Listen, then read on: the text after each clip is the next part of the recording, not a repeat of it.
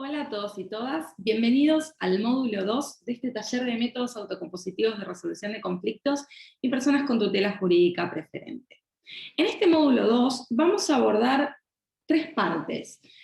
Vamos a hacer dos videos. En el primer video vamos a trabajar sobre el primer punto, el primer objetivo del módulo 2, que es introducir algunas reflexiones generales que tienen un impacto sobre el tema que estamos abordando, junto con retomar algunas cuestiones que vimos en el módulo anterior para generar otras reflexiones más específicas sobre la mediación y sobre los mediadores y las mediadoras.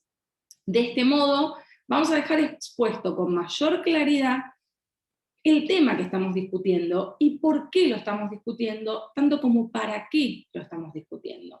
En una segunda parte vamos a abordar los objetivos 2 y 3. El objetivo 2 es abordar los principios de neutralidad e imparcialidad para identificar su contenido, con la pretensión de resignificar la idea que tenemos sobre ambos principios hacia la construcción de roles o perfiles de mediadores y mediadoras activas, que resulten compatibles con los conflictos asimétricos, con personas que requieren tutela jurídica preferente o preferencial, y que de esta manera estos roles nos van a permitir lograr ese juicio o esa reflexión que charlamos en el módulo anterior sobre si la mediación resulta adecuada o no. Bueno, lo que vamos a discutir ahora es, ¿va a resultar o no va a resultar adecuada en función de la práctica que pongan los mediadores o las mediadoras al momento de abordar estos conflictos? En un tercer punto, en un tercer objetivo, queremos abordar bibliografía que indaga hasta dónde puede llegar un mediador o una mediadora sin vulnerar la neutralidad y la imparcialidad para garantizar una intervención adecuada para estos conflictos asimétricos o que involucran a personas, como dijimos, provenientes de grupos vulnerables con tutela jurídica preferente. Acá quiero dejar claro un par de cuestiones. Primero es que siempre vamos a identificar qué estilos de mediación son más o menos compatibles, más o menos favorables para los conflictos asimétricos. Y la otra cuestión que quiero dejar claro es que la idea de abordar bibliografía extranjera que está traducida para este módulo, a los efectos de que ustedes puedan comprender de qué se trata, pero que también se las pone a disposición para que quienes tengan la posibilidad de leer en inglés o traducir a través de alguna de las múltiples herramientas que la tecnología hoy nos ofrece, puedan acceder de manera directa a la fuente. No obstante, quienes no pueden acceder de manera directa por la barrera del idioma, van a tener el contenido traducido en la parte importante en este módulo. Y la idea de haber traído este material extranjero es mostrar que esta problemática que estamos abordando de los conflictos asimétricos es una problemática que excede a la Argentina, que se está dando en todo el mundo.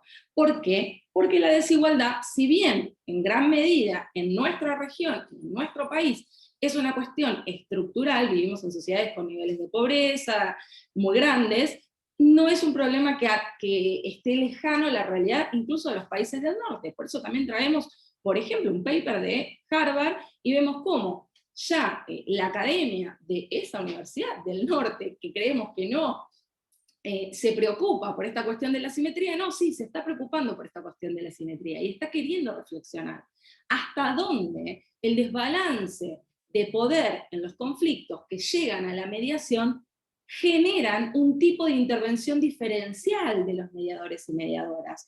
Y como eso nos invita a tener que repensar, resignificar el sentido que le damos a los principios. Porque esto es claro, cuanto más sacralicemos la neutralidad, cuanto más sacralicemos la imparcialidad, menos margen de acción va a quedar para otro principio sumamente importante, que es el de la flexibilidad, que le permite a los mediadores y a las mediadoras adaptar la mediación al caso concreto, y de esa manera tornar este mecanismo un mecanismo adecuado para abordar conflictos asimétricos con personas con tutela jurídica preferencia.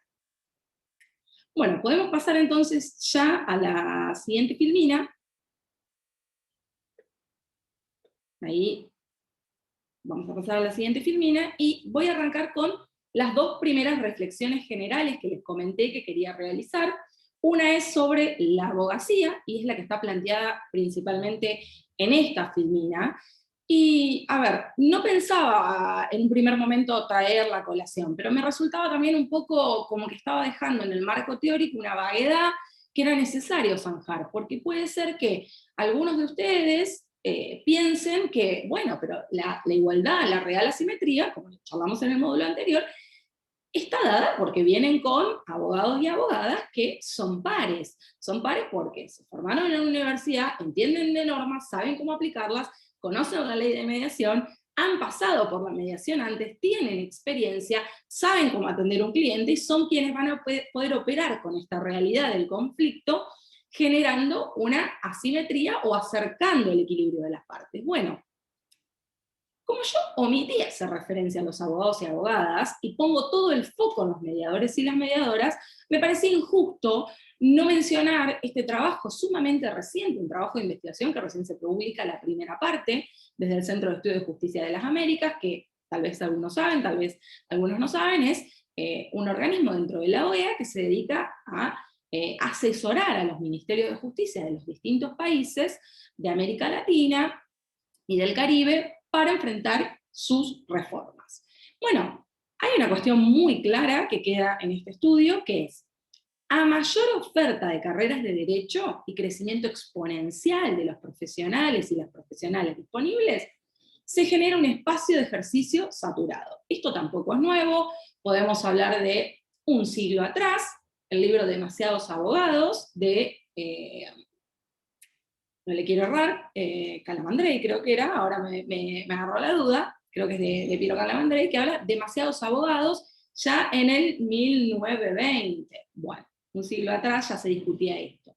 Hay que ver también esto de demasiados abogados para qué, en términos demográficos, en términos conflictuales, etc. Son discusiones a las que tenemos que avanzar. Otros países tienen trabajos más serios, tienen cuantificadas la demanda, tienen cuantificado la cantidad de profesionales disponibles en el mercado y pueden trabajar en generar diagnósticos sobre cómo redistribuir la oferta para alcanzar esa demanda. Nosotros todavía no hemos avanzado hacia ahí, pero este trabajo de investigación lo que nos plantea es también que además de un espacio de ejercicio saturado, hay una carrera con una estructura piramidal que genera una profesión de carácter elitista. ¿Qué quiere decir esto? Bueno, que la formación jurídica, como una etapa de preparación profesional, resulta dicotómica, porque hay más apertura y más acceso para poder estudiar, pero cuando uno se gradúa y sale al ejercicio profesional, se encuentra con esta estructura piramidal, que es, en la base somos muchos, pero para poder llegar a la cúspide,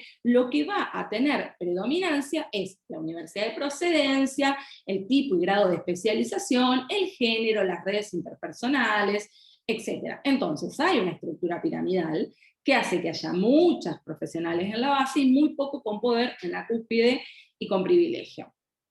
Pero también hay otro punto asociado a esto, que es el aumento de las universidades que ofrecen formación jurídica, linkeado con el bajo impacto de los sistemas de certificación y acreditación de calidad, han configurado una formación jurídica compartimentada. ¿Qué quiere decir esto?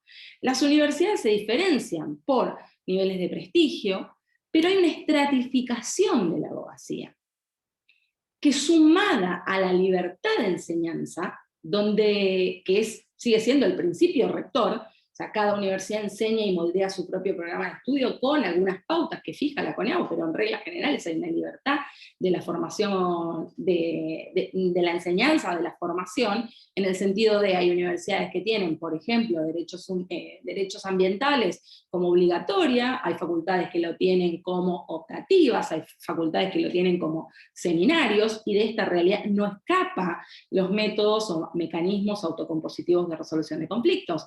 Bien sabemos que hay programas de estudios en universidades donde es una materia obligatoria, en otras donde resulta un apéndice del derecho procesal civil y comercial, en otras donde resulta una materia optativa o un seminario. Entonces digo, esta libertad como principio rector de la enseñanza hace que los planes de estudio no necesariamente estén adecuados ¿a qué? A las necesidades de la sociedad. Y que los programas de enseñanza tengan una perspectiva más laboral y económica de, bueno, me voy a introducir a un mercado laboral. Entonces, algunos dan derecho naviero, algunos dan derecho aeronáutico, pero no dan, por ejemplo, igualdad y no discriminación. Entonces nos habla un poco de esta cuestión de la formación como para un posicionamiento laboral beneficioso en el mercado, sin perspectiva de la función social de ese ejercicio, y cómo los abogados y las abogadas son un instrumento que puede operar como facilitador del acceso a justicia, o por oposición, obstaculizador del acceso a la justicia. Esto también se menciona en un contexto muy claro, que es en el del peso relativo de ciertas formaciones clásicas, como las civilistas, clásicas o tradicionales, por sobre otras temáticas o formaciones no clásicas o no tradicionales, como les decía antes, los métodos autocompositivos, los derechos humanos, el principio de igualdad y no discriminación. Voy a dar un ejemplo muy claro: género. La mayoría de las universidades no tienen en la formación jurídica una materia exclusiva y obligatoria sobre género. Ya ni siquiera les digo que pensemos en términos de transversalización de la educación de género, lo cual implicaría que todas las materias de la carrera tengan el enfoque de género, sino que ni siquiera tenemos una materia obligatoria para todos los alumnos, que les permita empezar a incorporar esa visión disruptiva de cómo pensamos las relaciones jurídicas y de cómo opera el sistema de justicia en esas relaciones jurídicas, de forma tal que pueda reforzar la desigualdad si no la visibiliza. Bueno, vamos a esto de el peso relativo de algunas va en detrimento de otras formaciones.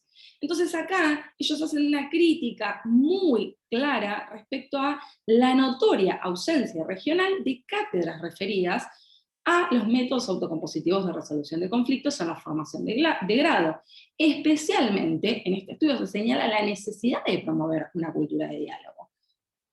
Y por todas las vías que no sean adversariales. Lo cual también de alguna manera supone que las universidades necesariamente tienen que formar a los estudiantes y a las estudiantas en destrezas necesarias, como la capacidad de negociación, el manejo técnico, pero también, por eso la importancia de este estudio, y también lo que quiero visibilizar acá, no solo en capacidad de negociación y manejo técnico, sino también en poder evaluar y estimar la pertinencia de estos mecanismos autocompositivos, en el sentido de que incentivarlos también requiere promover un análisis de las causas o los casos en el contexto social, donde la existencia de grupos vulnerables puede constituir un elemento necesario a considerar en la adopción ¿de qué? De la estrategia jurídica para abordar el caso.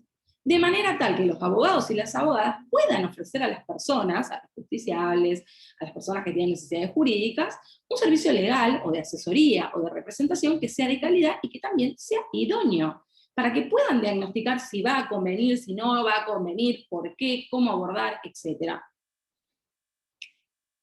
Acá hay una cuestión muy interesante, que es que se acompañó esta investigación con entrevistas, y hubo profesionales que dieron cuenta de un muy poco uso de estos mecanismos, y además de privilegiar, como sabemos que es clásicamente el litigio, se llegó a expresar que hay una creencia en que el uso de métodos o mecanismos autocompositivos para la resolución de conflictos daría cuenta de una mala calidad profesional. Miren hasta dónde hay ideas arraigadas en la región y en la formación de profesionales y a los profesionales mismos sobre que el uso de estos métodos o mecanismos evidencia mala calidad profesional cuando debería ser lo contrario.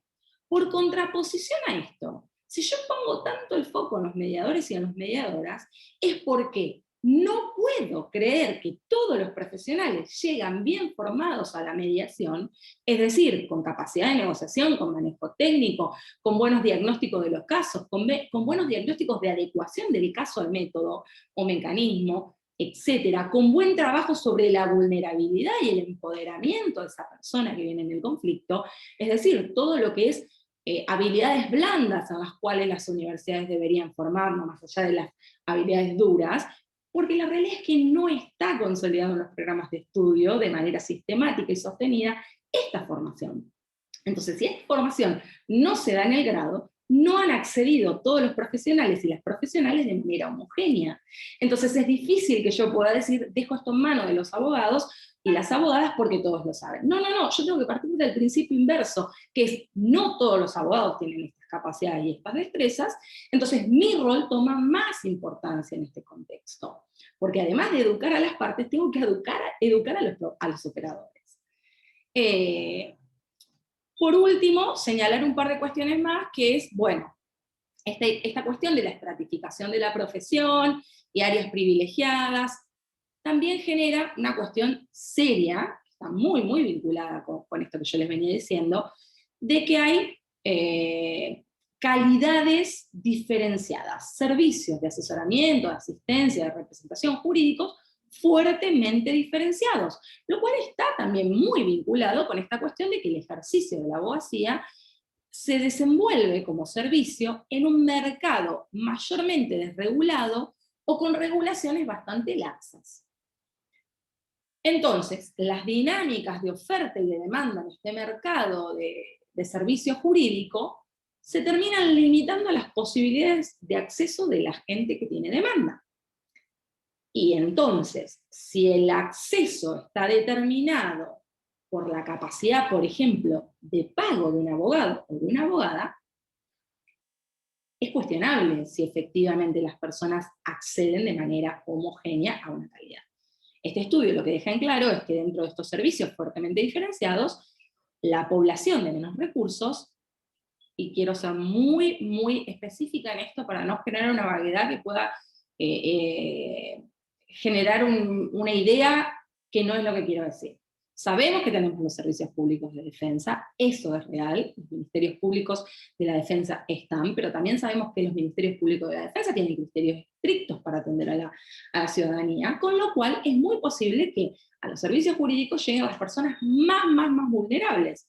Pero hay un segmento de la sociedad de clase media, media baja, que no tiene para pagar servicios de calidad y que tampoco es tan pobre como para poder acceder al servicio público, ¿me explico?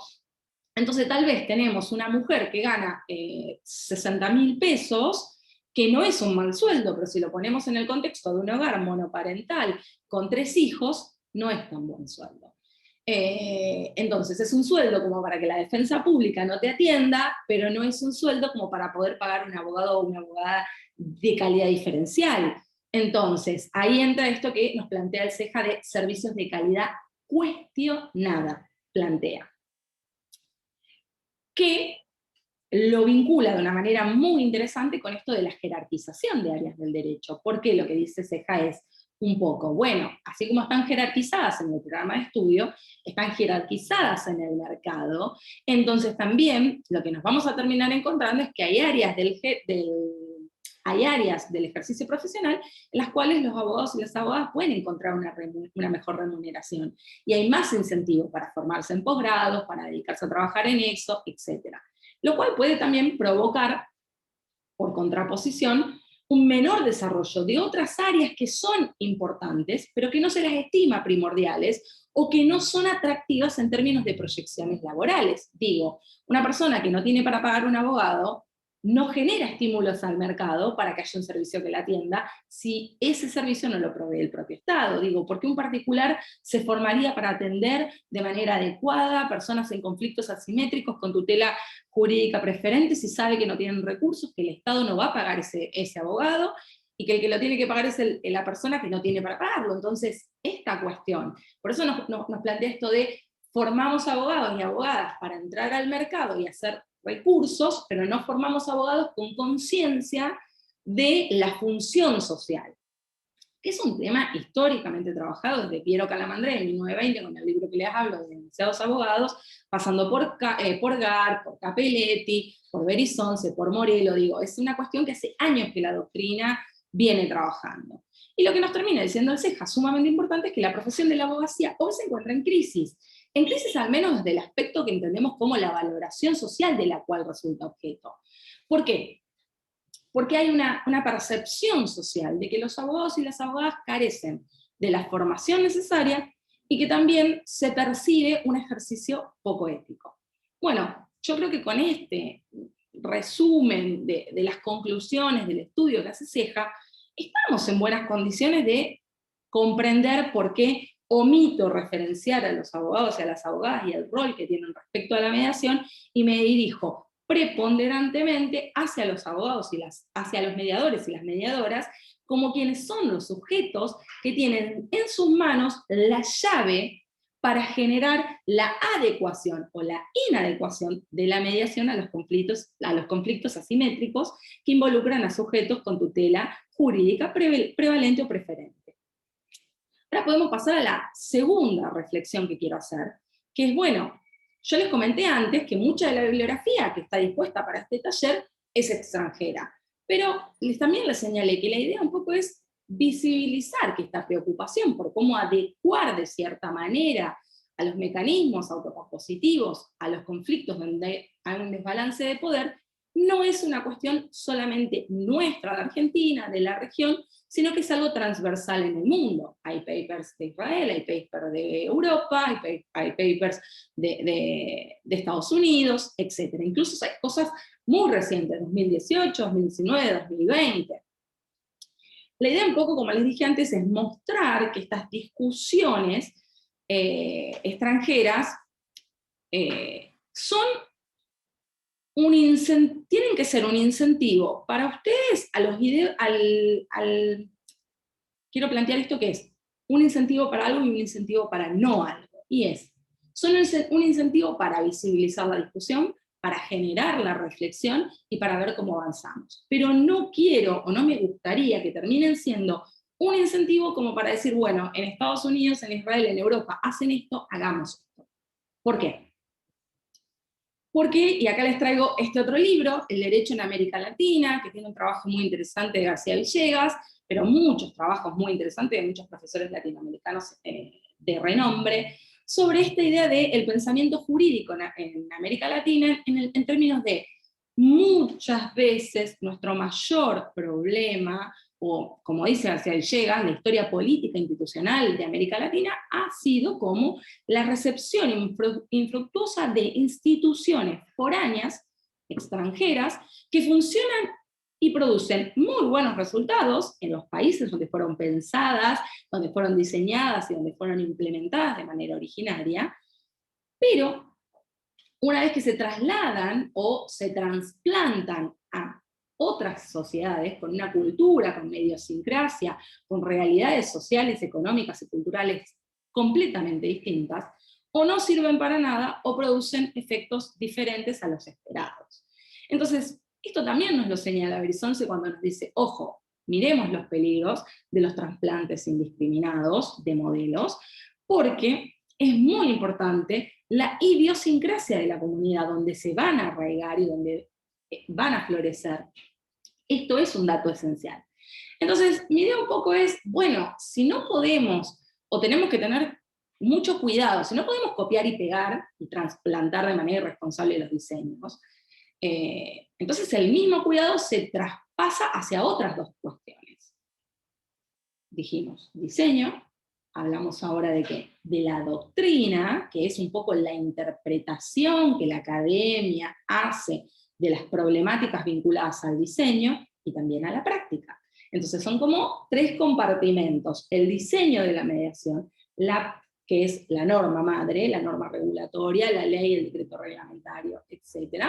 La práctica de los profesionales, las mediadoras y los mediadores en la realidad en la que se implanta ese diseño, y la doctrina en tanto reflexiona, cuestiona, critica y hace proposiciones respecto a ese diseño y a esa práctica. Entonces, si no podemos copiar y pegar el diseño, tampoco la doctrina y tampoco la práctica. Entonces, traerles un poco esto de lo extranjero es mostrarle que a todos ustedes que esta problemática está sucediendo afuera y que tenemos que ver qué está sucediendo para pensar cómo nosotros mismos vamos en nuestro contexto a elaborar soluciones para esta problemática que también pasa acá, y que muchas veces resulta inadvertida por diversos mecanismos que operan para solaparla, o para no cuestionarla, o para no reflexionarla, etc. Ahora las dos filminas siguientes van a ser para abordar esta cuestión de recoger algunas cuestiones que vimos en el módulo anterior, para empezar a trabajar en este segundo módulo sobre los principios y los estilos de mediación en virtud de conflictos asimétricos. Bueno, muy sucintamente trabajamos que tenemos un principio de orden constitucional y convencional que nos marca una obligación estatal de tutela efectiva, que en el ámbito de la Constitución provincial es de tutela judicial efectiva y continua. De esto se deriva un principio constitucional de tutela jurídica preferente hacia ciertos sujetos de manera específica, como vimos, mujeres, niños, niñas, adolescentes, personas con discapacidad, trabajadores, trabajadoras, consumidores, consumidoras, personas de comunidades originarias, entre otros, adultos y adultas mayores. A su vez, esta tutela jurídica preferente se complementa con los conceptos o con los instrumentos analíticos, que dijimos que podían ser conceptos devenidos de la doctrina, devenidos de la jurisprudencia, o también podían ser instrumentos principiológicos, como el favor debilis, el pro homine, el pro consumidor, el pro trabajador, etc. En común, esta tutela jurídica preferente lo que nos plantea es que va a haber personas con situaciones de vulnerabilidad general o agravada. Por vulnerabilidad general, vamos a entender a una persona que está atravesada por una única vulnerabilidad, y a una persona que está en una situación de vulnerabilidad agravada, vamos a entender a una persona que se encuentra atravesada por múltiples categorías o elementos generadores de vulnerabilidad, como charlamos antes, una persona que es mujer, que tiene escasa formación educativa, bajos recursos económicos, etc. Esto nos planteaba la idea de cuanto más multidimensionalidad de la vulnerabilidad, más agravada es esa vulnerabilidad. Entonces nos podemos manejar en la idea de un péndulo, de toda vulnerabilidad requiere una tutela, pero cuanto mayor sea la vulnerabilidad, mayor tiene que ser la tutela. Ahí entra en juego la idea de la tutela procesal diferenciada como la teoría procesal que nos permite identificar que la tutela efectiva, la tutela jurídica preferente, es de aplicación a todo mecanismo, es decir, a todo diseño procesal o procedimental, sea que se aplique a nivel justicia o a nivel poder ejecutivo, y que además no solo alcanza a los diseños, como dijimos antes, sino también a las prácticas de los operadores y a las operadoras jurídicas, que puede ser el conciliador, la conciliadora, el mediador, la mediadora, el árbitro, la árbitra, puede ser el juez, la jueza, etc. Esto también comprende a otros sujetos, los peritos, etc.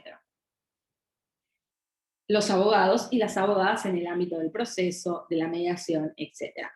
Y esta tutela procesal diferenciada que nos marca los caminos sobre cómo avanzar en esto, nos plantea esta idea del deber general de adecuación que pesa sobre los diseños y sobre las prácticas, pero también charlamos que es muy difícil generar tantos diseños como vulnerabilidades, y que lo mejor es, desde la perspectiva de la tutela procesal diferenciada, generar diseños procesales o procedimentales lo más amplios posibles, pero sumamente flexibles, para que los operadores y las operadoras sean quienes puedan, en el marco de esa flexibilidad y en función de sus capacidades, generar esa adaptación que nosotros también llamamos como adecuación.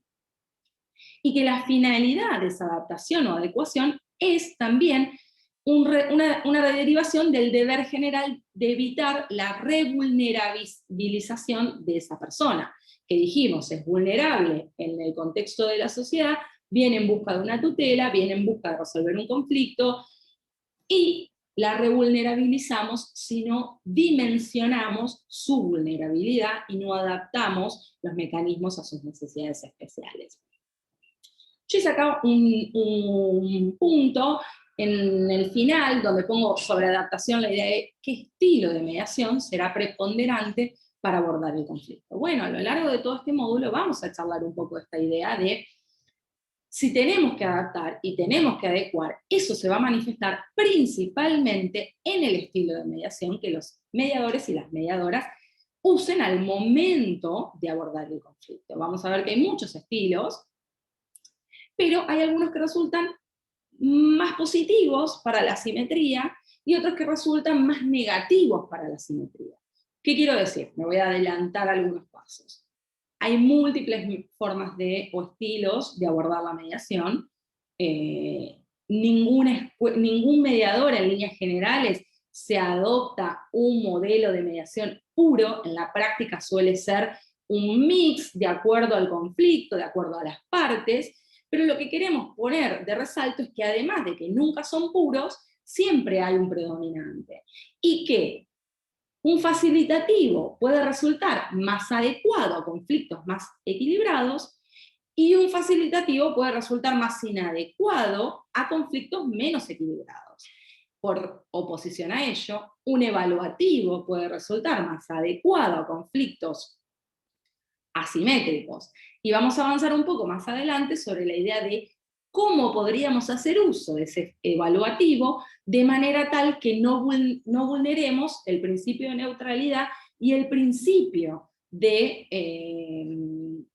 imparcialidad.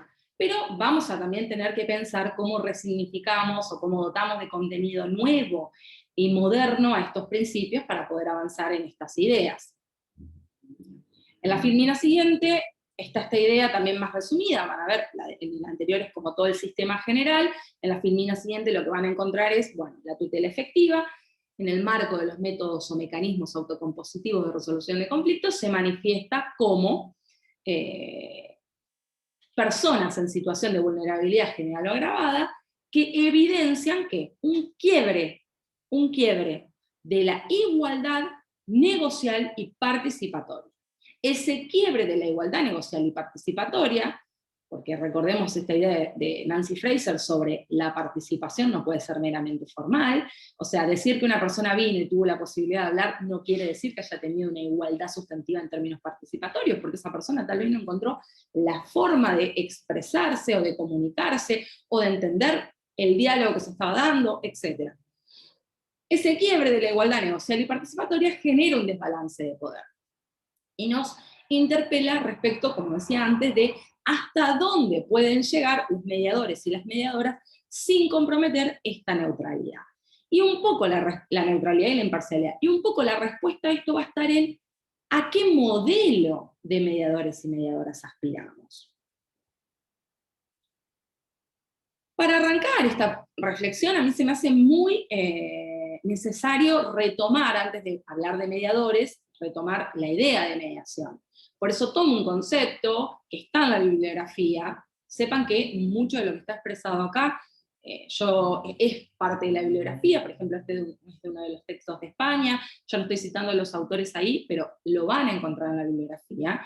El aporte diferencial que yo hago es recopilar, sistematizar y dar un hilo conductual a todo esto, un hilo conductor a la reflexión, a los efectos de darle un sentido de hacia dónde voy y qué quiero discutir o qué quiero generar. Pero todo esto está receptado en la bibliografía, con lo cual pueden ir, ver en qué contexto, cómo, etc. Yo tomo de la bibliografía esta idea de mediación, que es, bueno, la etimología de la palabra mediación y mediadora se derivan de mediar, que en el latín viene de mediare, de medius, de medio.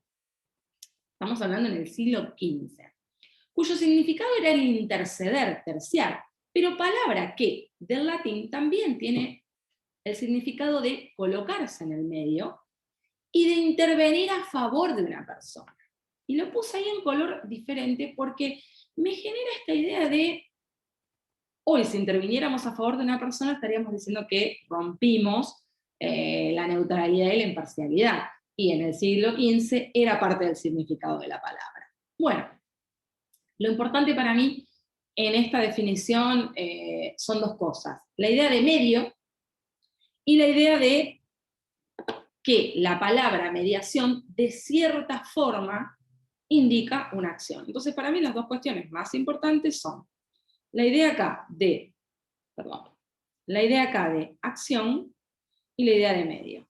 La idea de medio en el sentido de que nos quiere decir que estamos en el medio de los conflictos, que estamos en el medio de las partes, pero que a su vez somos un medio, que a través de la acción vamos a generar, ¿qué? Vamos a generar un diálogo efectivo para la resolución de un conflicto. Pero que a veces ese diálogo efectivo requiere de intervención, requiere de que el mediador y la mediadora hablen más de lo que se espera. Es decir, no solo que hablen las partes y que no permanezca en el medio, sino que uno hable como forma también de balancear esa simetría. Entonces, por último, esto de en el medio de las partes, en el medio del conflicto, pero un medio también para el diálogo. Bueno, desentrañar el sentido de la mediación, por qué y para qué, como les dije antes en la filmina anterior, un poco esto de la concepción que tengamos de la mediación va a influir sobre qué rol o qué modelo de mediadores o mediadoras queremos o cuál concebimos, etcétera, porque lo que entendamos por mediación, de alguna manera, moldea a la práctica profesional. Por eso creo que para poder encuadrar bien este rol o modelo que voy a presentar sobre mediadores y mediadoras, que es un rol propositivo, se habrán dado cuenta con el trabajo del taller anterior, que había algunas preguntas o que buscaban indagar sobre si ustedes en su ejercicio de la mediación hacen propuestas de acuerdo o no, qué rol toman respecto a eso. Bueno, nosotros en este módulo lo que queremos proponer es un modelo de mediación o de ejercicio de la mediación más propositivo como más adecuado. Y el propositivo lo enmarcamos en este estilo evaluativo. Bueno, si pensamos que la comunicación en la mediación es un elemento que la constituye, es un elemento fundamental de este proceso dialógico, y que ante la existencia de un conflicto es posible constatar una comunicación deficiente, y de ahí surge esta idea de mediación como un asunto de formas, de la forma en cómo comunico las cosas. Por eso hago ahí una reflexión que pongo separada respecto a el estilo en sí. El estilo de mediación no es bueno y no es malo, sino que depende de la intervención comunicativa que hagamos al momento de ponerlo en práctica. Voy a dar un ejemplo ahora, me estoy adelantando bastante sobre el final, esto de, depende si yo informo a las partes que voy a hacer ejercicio de una práctica de mediación evaluativa, de qué implica ese ejercicio de la práctica de mediación evaluativa, porque la realidad también es, como dije antes, si los profesionales no saben ni de técnicas de negociación, porque no son formados de manera igualitaria en eso, presumir que saben qué es una mediación evaluativa o qué es una mediación facilitativa, también es complicado o complejo. Entonces, si uno puede comunicar de manera adecuada y pensar en la forma en cómo comunica esa práctica que vaya a llevar adelante, y a su vez pone mucho énfasis en el momento en que lleva adelante esa práctica, cómo comunica esa práctica, cómo hace las propuestas, cómo hace la evaluación o la valoración de las propuestas, se puede hacer un diferencial. Por último, decir esta idea de que la mediación, entendida como un proceso comunicativo de mejora, como una herramienta que ayude a facilitar, restaurar o mejorar la comunicación entre las partes, es a través del diálogo, y procurando acercar las partes. Podemos ahí pasar a la filmina siguiente, donde planteo 3 preguntas que después intento contestar, y esto en el contexto de la mediación y las personas mediadoras. ¿Pueden las normas incentivar o desincentivar un modelo de ejercicio profesional? Quiero decir, ¿pueden las normas, a través de la forma en la que regulan y diseñan a la mediación, incentivar un modelo o un estilo de ejercicio de la mediación? Sí, pueden. ¿Lo hacen en el contexto local? Vamos a ver. ¿La regulación de la mediación en la provincia de Buenos Aires promueve o estimula algún modelo o rol para los y las mediadores? La regulación de la mediación en la provincia de Buenos Aires, si no la promueve, ¿desincentiva algún rol? O sea, la idea es un poco pensar. Primero, si las normas pueden. Segundo, ir por la positiva. Si contestamos que pueden, ¿lo están haciendo? ¿Lo están promoviendo? Y si no, por la negativa. ¿Están desincentivando algún modelo o rol, que es otra forma de indirectamente promover o estimular algún rol? Bueno, las respuestas están al final, y es esto de, la regulación local no promueve un modelo de manera explícita, pero tampoco limita o encorseta la práctica profesional. Con lo cual, es la práctica profesional la que da vida y sentido a la mediación, y la que moldea ese ejercicio, para bien o para mal. Algo muy similar sucede con el ejercicio de la abogacía. Los códigos procesales, las reformas ahora para modificar los códigos procesales no moldean un modelo de abogacía. Las universidades con la formación jurídica no moldean un ejercicio de abogacía. Por esto mismo de que tampoco siquiera visibilizan la función social. Solamente piensan en qué necesitas para ingresar al mercado, y no qué modelos de abogados y abogadas estoy formando para la comunidad en la cual van a ofrecer su servicio. Bueno, el último punto es, si la norma, si el diseño no promueve un modelo, los principios van a ser los que van a informar y van a dar un contenido valorativo al proceso de mediación y a la práctica o ejercicio profesional. Entonces, si el diseño de la norma no lo hace, lo van a hacer los principios. Y acá esto es muy importante, porque los principios no son cuestiones estáticas. Los principios evolucionan con los cambios socioculturales. Esto también lo van a encontrar en la bibliografía, porque la misma doctrina europea plantea en la Comunidad Europea esta cuestión de cómo los principios se van adaptando a la realidad social, cultural, económica de cada país, a la idiosincrasia. Y lo que les propongo también es un poco esta idea de una relectura y resignificación de la norma y de los principios para ayudarnos a delinear este modelo de ejercicio de la mediación, que yo les digo que entiendo como más cercano a una igualdad sustantiva o de equidad. Ahora vamos a avanzar sobre esto de qué es la igualdad sustantiva, en términos de equidad. Pero lo que quiero que nos quede claro es que el sentido que le vamos a dar a los principios va a tener un impacto sobre la práctica, va a delinear un modelo que va a poder ser más o menos cercano a la igualdad sustantiva y de esa forma más o menos favorable o más o menos desfavorable hacia los conflictos asimétricos y personas que requieren tutela jurídica preferente por su situación de vulnerabilidad. Y siempre digo más o menos porque no podemos hacer conclusiones en términos absolutos, ya que no es tan sencillo, porque en la cotidianeidad, en la práctica, no se ven los modelos puros, se ven los mixtos. Entonces es mucho más difícil decir que en términos absolutos sean adecuados o inadecuados. Son más, son menos adecuados, son más, son menos inadecuados.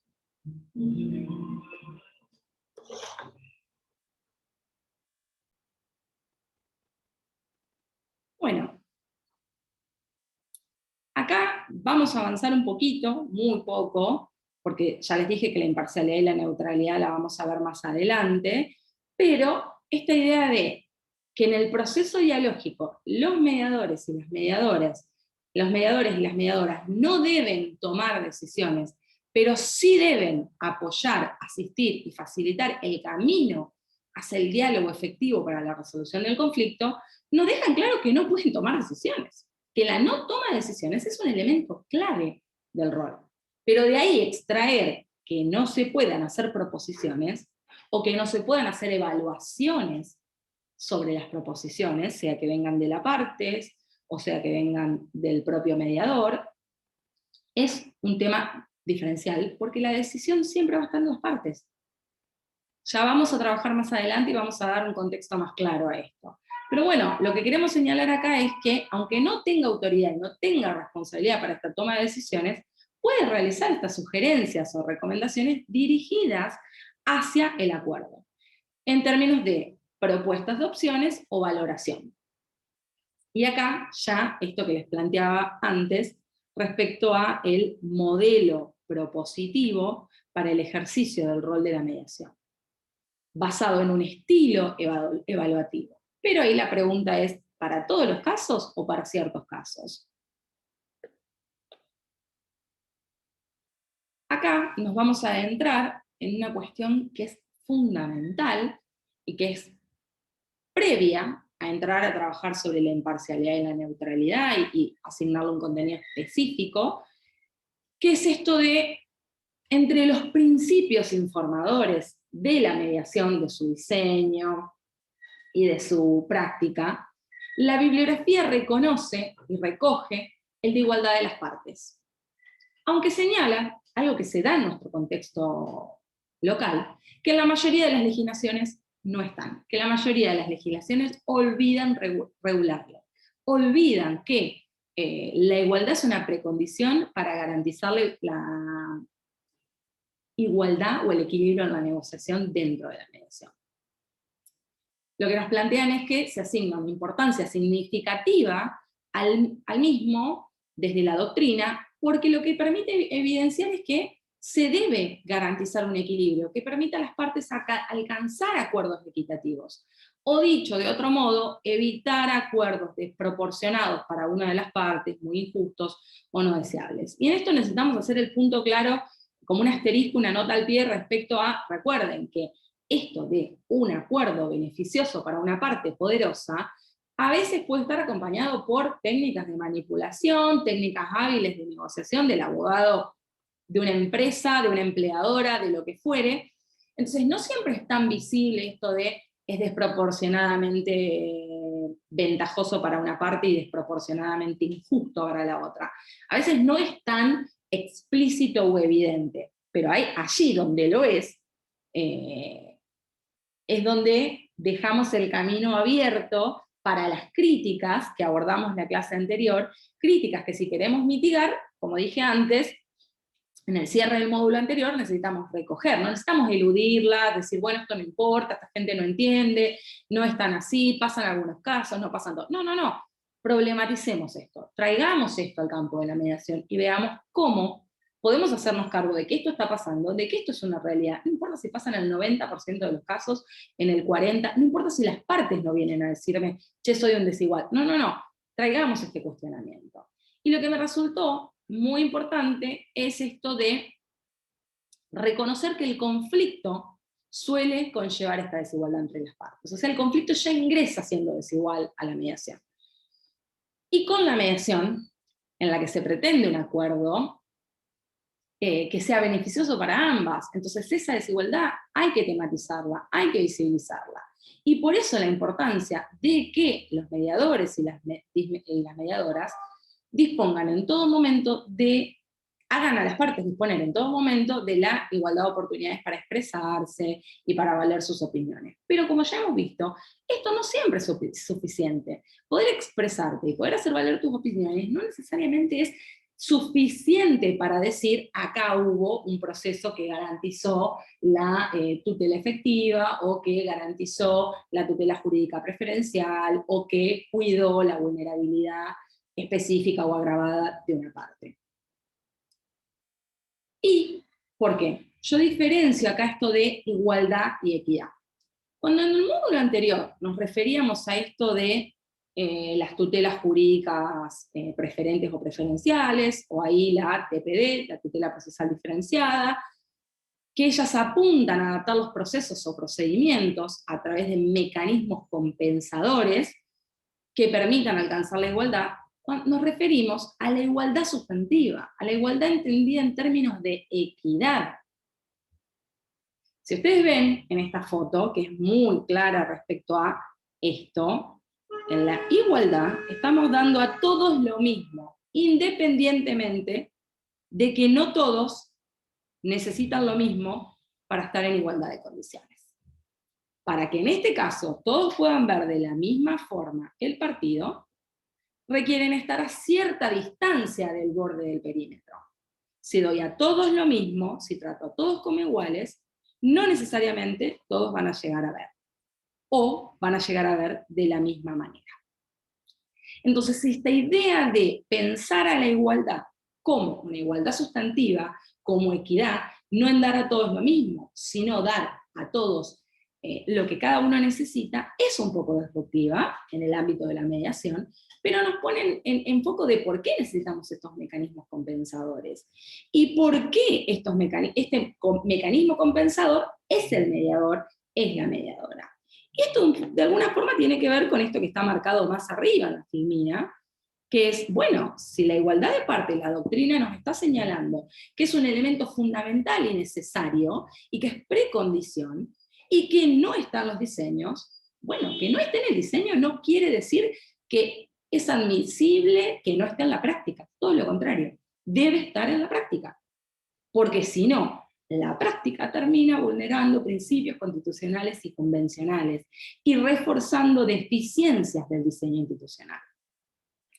Cuando revisamos el marco normativo local, lo que nos encontramos es que no hay ninguna referencia explícita a la igualdad, a la equidad o al equilibrio.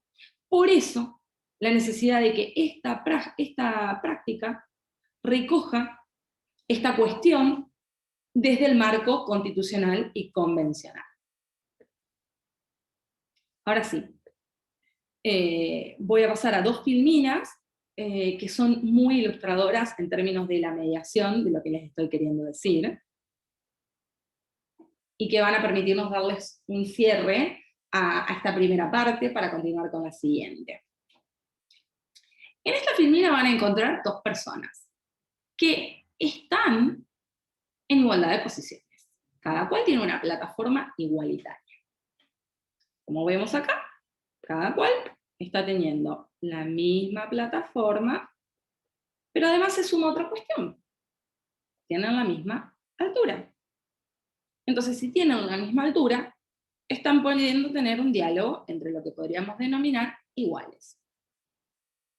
Bajo estas condiciones, hay más posibilidades de ¿qué? De esto que yo les señalo acá, de un diálogo o comunicación efectiva. Y un poco el diseño de la mediación se basa en esta ficción o en este ideal de la igualdad para estructurar el diseño y la práctica. La norma diseña la mediación y permea la práctica o impregna la práctica desde esta ficción.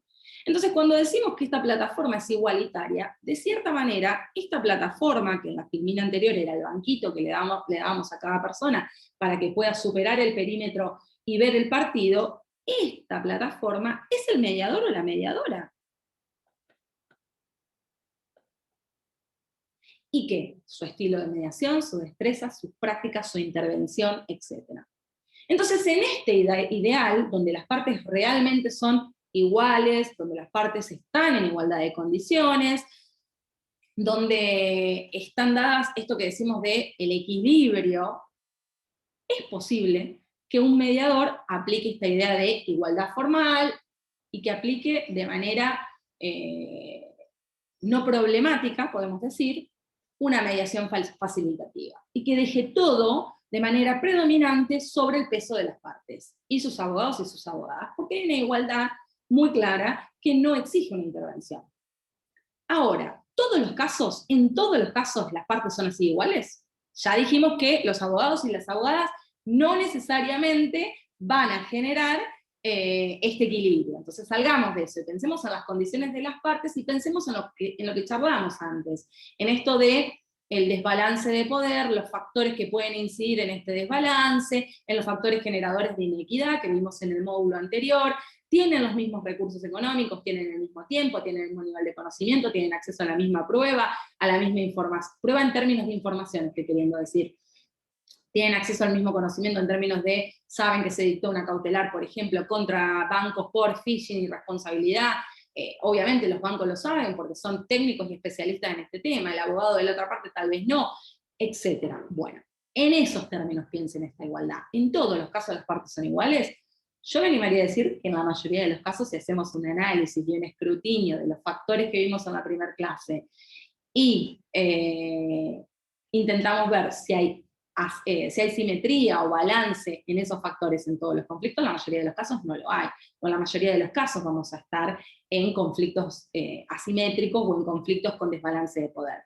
La cuestión acá, y lo vamos a ver más adelante, con las críticas extranjeras, es que no todo desbalance o no todo desequilibrio genera la necesidad de una intervención del mediador, sino ciertos desequilibrios o ciertos desbalances. Pero lo importante es que para estos casos el estilo de mediación facilitativa puede ser perfectamente adecuado. Y acá volvemos sobre esta palabra, puede ser perfectamente adecuado, puede ser el más adecuado. Pero vamos a pasar ahora a la filmina siguiente, la última de esta parte, en la que, como vemos, hay un conflicto simétrico y un conflicto asimétrico. Entonces, nos encontramos con este primer caso, que es el caso que trabajamos en la filmina anterior, perdón, no es el caso que trabajamos sobre la filmina anterior, son dos casos distintos, pero lo que quiero que vean es el desbalance. En este primer ejemplo que van a encontrar acá, hay una igualdad meramente formal. ¿Qué sería esto? Sería que aplicamos ese modelo ideal que vimos en la filmina anterior, y ahí viene eso, el mediador o la mediadora van a intervenir con el mismo énfasis, van a aplicar un estilo de mediación más predominantemente facilitativo, no van a hacer propuestas de acuerdo o de solución, no van a evaluar esas propuestas, van a dejar todo en posición de las partes, las van a dejar como principales actores y actoras del conflicto, pero lo que va a terminar pasando es que como son partes asimétricas, porque hay un desbalance claro de poder, esa igualdad es meramente formal. Entonces, el diálogo no necesariamente va a ser un diálogo efectivo. Podemos decir que en este conflicto, que en este proceso dialógico, hay igual cantidad de chances de efectividad que en el conflicto al lado. Miremos el conflicto al lado. Hay dos personas que son desiguales, pero la intervención del mediador fue mayor respecto a una parte o respecto a el tipo de intervención que hizo. Y esto generó una igualdad sustantiva y permitió que las partes puedan tener un diálogo como iguales, como sucedía en la filmina anterior. Entonces, estos dos procesos dialógicos no tienen las mismas chances de generar diálogos efectivos para la resolución de conflictos. Y acá la pregunta es, ¿de quién depende que sean efectivos estos procesos dialógicos? ¿Quién debe garantizar las condiciones o quién quién cuenta con las herramientas para generar ese diálogo efectivo? Bueno, ¿quién? Está claro, los mediadores y las mediadoras, por esto que charlamos antes, y la cuestión de la abogacía. ¿Por qué? Porque efectivamente, si no generamos las condiciones, estamos violando un proceso de igualdad que es precondición, que no está en el diseño institucional, pero que la doctrina reconoce y recoge como fundamental para el buen funcionamiento de la mediación. Y que además es el que, si no se presenta en la práctica de la mediación, es el que termina generando que después tengamos todas las críticas que dicen, ojo, la mediación permite que los poderosos se saquen ventajas de los vulnerables, generando acuerdos que son beneficiosos para ellos y no para la otra parte. Entonces, ¿quién? El mediador y la mediadora. ¿Por qué? Por esto mismo de que son mucho más capaces de tener herramientas para generar la adecuación. La adecuación se genera a través de las estrategias técnicas y destrezas de los mediadores y las mediadoras. Como dijimos, presuponemos que no todos los abogados tienen de manera homogénea la formación para intervenir en un método autocompositivo o en una mediación. Quien dirige el proceso de mediación es el mediador o la mediadora.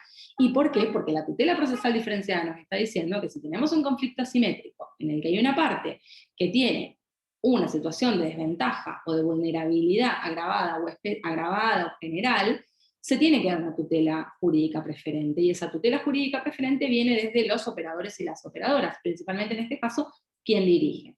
Entonces, quien dirige lo va a hacer, ¿por qué? Lo va a hacer para evitar la revulnerabilización, que es, por ejemplo, cuando se generan acuerdos que sabemos que son injustos para la parte débil en ese conflicto. Como ya les dije antes, a través de la adaptación o la flexibilización de la intervención hacia esquemas más evaluativos, lo cual no quiere decir que tengan que necesariamente aplicar un estilo de mediación evaluativo. No, vamos a ver más adelante esto, pero quiero dejar por lo menos acá cerrada esta reflexión de qué juego tienen los diseños, qué juego tienen los principios para permear la práctica cuando el diseño institucional no lo hace, y cómo la práctica puede resolver estas cuestiones o puede agravar estas condiciones. ¿Por qué? Porque, como dijimos, el diseño y los principios están pensados en una idea mayormente de igualdad ficcional, ideal, que no necesariamente está presente en todos los conflictos. Entonces, cuando nos encontramos con la realidad, nos encontramos con que si actuamos bajo el ideal del diseño y de los principios y no los resignificamos a la luz del contexto social, cultural, económico de nuestra comunidad, vamos a operar como sujetos que efectivamente pueden generar una profundización de las asimetrías. Y estamos de alguna manera incumpliendo, violentando garantías constitucionales convencionales, al no considerar la desigualdad para igualar en términos de equidad en ese proceso dialógico para la resolución de conflictos. Hasta aquí queda planteada esta primera parte de la reflexión, y vamos a seguir más adelante en el segundo video de este segundo módulo.